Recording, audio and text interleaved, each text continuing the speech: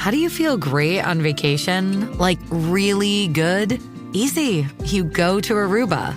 You'll spend your time relaxing on cool white sand beaches and floating in healing blue water. You'll immerse yourself in natural wonder and find your center on an island where things move at your speed. You won't just feel great, you'll feel relaxed, renewed, and ready for life. That's the Aruba effect. Plan your trip at aruba.com. This is Optimal Work Daily, episode 1244. Do you need a friend at work? By Dr. Jenny Brockis of drjennybrockis.com. And I am Dan, I'm your host here, and welcome back to Optimal Work Daily, where I, of course, read to you every single day from these great blogs that cover work-life productivity, entrepreneurship, side hustles, and so much more. So let's get to it now as we hear from Dr. Jenny and optimize your life.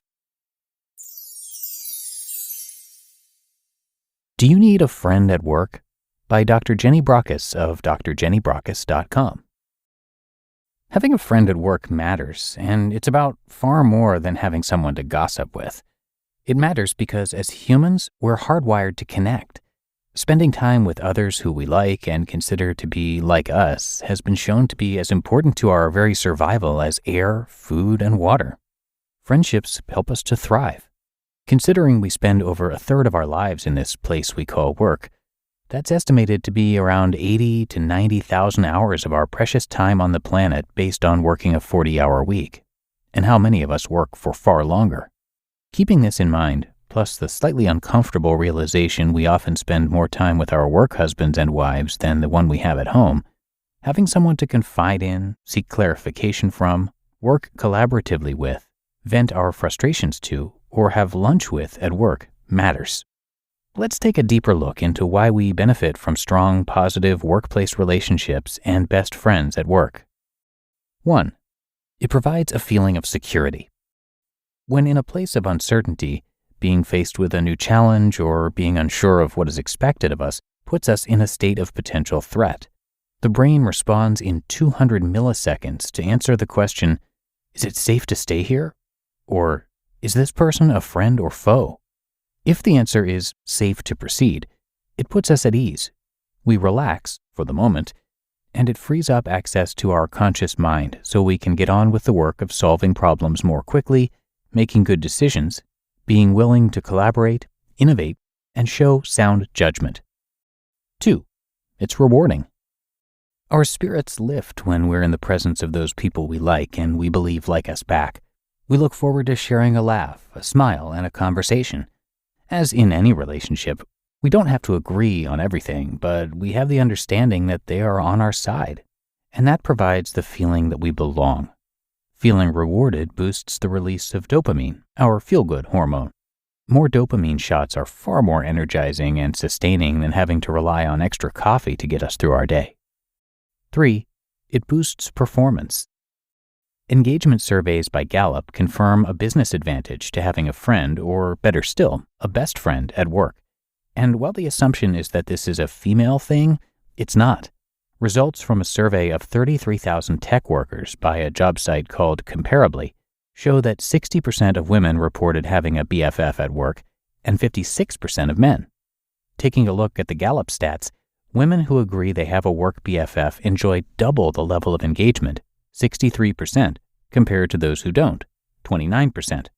Social connection makes our work seem more worthwhile and helps us navigate successfully through the bad times as well as the good. 4. It reduces the risk of mistakes and accidents. If you get on well with your coworker and you notice they've made a mistake, you're more likely to point it out so it can be corrected. The friend is now grateful to you for not letting their mistake jeopardize the success of the project, and you feel good for helping them out. Promoting win-win moments through connection boosts trust, contribution, and collaboration. Friends look out for each other. We don't want to see them get hurt. Psychological safety leads to more shared ideas and knowledge. Having good friends and mates at work has been shown to reduce the risk of accidents by 36%.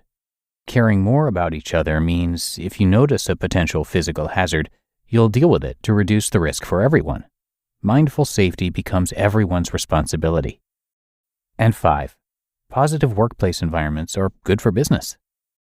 Again, Gallup reports it can boost profit levels by up to 12%, Not a bad outcome for leaders seeking a way to retain a competitive advantage, and it makes the workplace a draw card for others. How to make a friend at work. This works best through a combination of individual and group effort. Leaders who promote a positive workplace community create a working environment for friendships to flourish. 1. Create a great place to work for all. It's no accident that CCA New Zealand has won the Best Employer Award for the last 4 consecutive years. The leadership and HR team have worked closely to nurture positive relationships across a diverse and remotely separated organization of employees. People openly say they are proud to work for the company, proud of the work they do, and proud to be part of something they see contributing to the greater good. Enduring friendships at work makes everyone feel good, boosts teamwork, and makes us better humans. 2. Get good at helping out. The fastest way to build connection is to ask for or provide help when you can see the need. It engenders trust, the first essential ingredient for any relationship to blossom. 3. Be okay with admitting when you're wrong. Owning up to making a mistake or not knowing the answer can be excruciating because it makes us feel so vulnerable. Coming from a medical background where knowing was seen as essential, admitting to not knowing or getting something wrong was often seen as career suicide. Thankfully, such attitudes are changing, but the most effective leaders are those who lead with humility and ask the most questions. Having friends at these moments provides a life raft of support and empathy to help us find the courage to stay brave. 4. Call out the good. We're often so swift to judge, point the finger, and blame others that we forget that nurturing friendships includes showing your gratitude. And what nicer way to do that than by publicly acknowledging when a colleague went that extra mile to assist a colleague, a client, or a customer. Praise walls are a wonderful way to spread the positive news and encourage reciprocity. Get good at saying thank you, and with a smile. An insurance company in Wollongong has a praise tree on a wall. Every time a staff member is noticed to have made a positive contribution, their name and what they did is written on a new leaf that gets added to the tree. I suspect they will soon have a forest of trees overflowing with leaves in their offices. 5. Keep the doors to good communication open at all times. It's not just managers and leaders who need to be accessible. Aim for a workplace environment that enables water cooler chats and other face-to-face interactions across the day. And 6. Create social activities beyond just your team. Your next BFF might be working in a different department or team. Without the opportunity for greater transdisciplinary get-togethers, it's a missed opportunity for new relationships and a greater understanding of how different teams and departments work within an organization.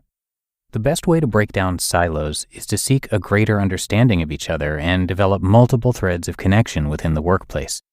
Being a better human is about seeking ways to contribute and collaborate more, to nurture friendships, and show kindness to each other. You just listened to the post titled, "Do You Need a Friend at Work?" by Dr. Jenny Brockis of drjennybrockis.com. When it comes to hiring, don't go searching for the one. Just meet your match with Indeed.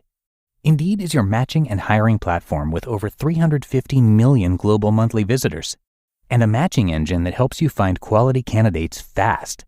Ditch the busy work. Use Indeed for scheduling, screening, and messaging. 93% of employers agree Indeed delivers the highest quality matches compared to other job sites.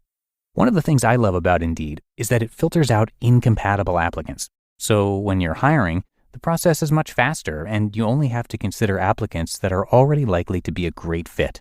And listeners of this show will get a $75 sponsored job credit to get your jobs more visibility at Indeed.com/startup. Just go to Indeed.com/startup right now and support our show by saying you heard about Indeed on this podcast. That's Indeed.com/startup. Terms and conditions apply. Need to hire? You need Indeed. Shipping can make or break a sale, so optimize how you ship your orders with ShipStation. They make it easy to automate and manage orders no matter how big your business grows.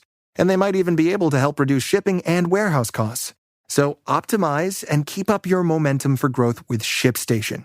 Sign up for your free 60-day trial now at ShipStation.com and use the code POD. That's ShipStation.com with the code POD.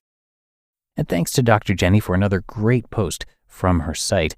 As a keynote speaker, Dr. Jenny Brockis has presented to and worked with thousands of people to empower them to cultivate their own thriving mind. What gets her out of bed in the morning is the opportunity to impact someone else's world, seeing that spark of insight in their eyes when they see what they can do for themselves. As a voracious reader and prolific writer, she continues to indulge her curiosity and has just published her 4th book titled Thriving Mind: How to Cultivate a Good Life. And as a board-certified lifestyle medicine physician and best-selling author, her vision is to enable everyone to be a happy, thriving human. And please do check out her site. It is drjennybrockis.com. You can find so much great info there. So please do stop by to show her some support. Okay, that is going to do it for this episode. I hope you enjoyed it and got something out of it. And be sure to tune back in tomorrow for another article, and that is where your optimal life awaits.